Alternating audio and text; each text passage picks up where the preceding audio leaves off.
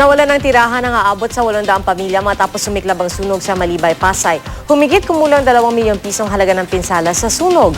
Balita hatid ni Marisol Abduraman.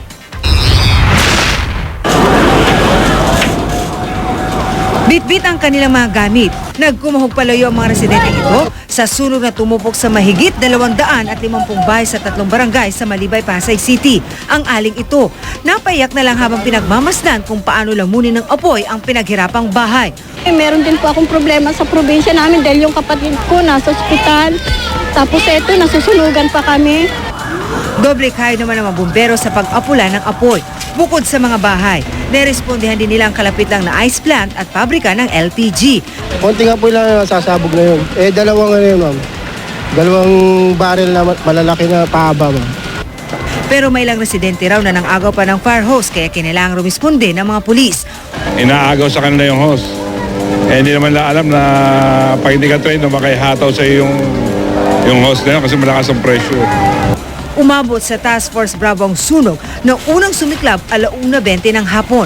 The structures plus yung malapit, ang structures po natin malapit sa ilog na ho mismo, nahirapan ho tayo. And then tumawid na ho siya from other side of the river. At dahil mahangin, nadamay rin ang Apelo Elementary School matapos tumawid ng apoy sa ilog. Kaya ang 11 anyos sa estudyante roon na si Axel, bukod sa nawala ng tirahan, nasunugan din ang eskwelahan. Tumakbo po ako sa bahay. Ginawa kami ang mga gamit namin. Tapos dito na po kami pumunta. Natupok ang 3 gusali ng paaralan, pati ang libro at ilang gamit ng mga estudyante. Tanging ang gusaling ito ang natira. Wala na kaming reviewer. Yan po yung iniiyakan po namin ngayon kasi kami pong grade 3 ang nakasalang sa National Achievement Test. Mag-alas 6 ng gabi nang tuluyang maapula ang sunog. Pagkagat ng dilim, kita ang matinding pinsalang dulot ng sunog. Madilim na sa lugar at umuulan na, pero ang mga nasunugan hindi pa rin maawat. Kanya-kanya pa rin silang salba ng kanilang mga gamit na natira o di kaya parte ng kanilang mga bahay na natira para mapakinabangan. Si Ricky, pilit isinasalbang bisikleta at motor na itinapon daw niya sa ilog nung kasagsagan ng sunog. Ito po yun, oh. Yan yung motor. Nasunog din. Sunog din kahit itinabay nila sa Oo. Yan, makakuha kami po dyan ng pera. Mga malaki-laki din.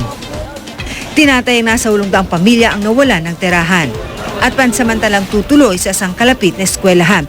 Wala mang nasawi, may mga nagtamo ng minor injuries na agad namang dinala sa ospital. Humigit kumulang 2 milyong piso ang halaga ng pinsala ng sunog na inaalam pa sa ngayon ang sanhi. Marisol Abduraman, GMA News.